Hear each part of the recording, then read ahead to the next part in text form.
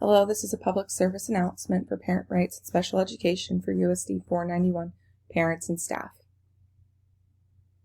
A little history of parent rights.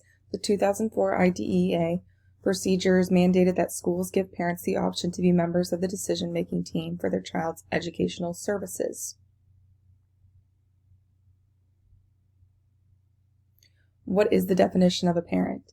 A parent is defined as a biological parent, an adoptive parent, a legal guardian, an officially appointed education advocate, a foster parent, or a person acting as a parent, which is someone responsible for the welfare of the child. So what are the parental rights?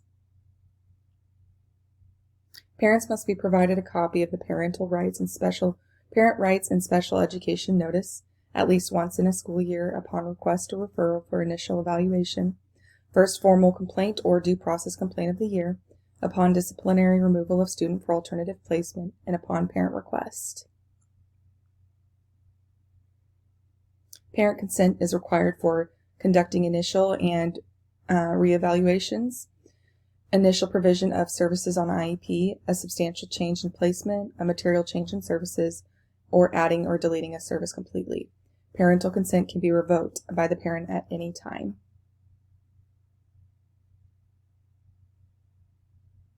Parents should receive prior written notice for initial evaluation or reevaluation, refusal for initial evaluation or reevaluation, identification and eligibility determination, initial provision of IEP services, change in placement, material change in services, change in instructional methods specified in the IEP, or adding, deleting, or changing a service.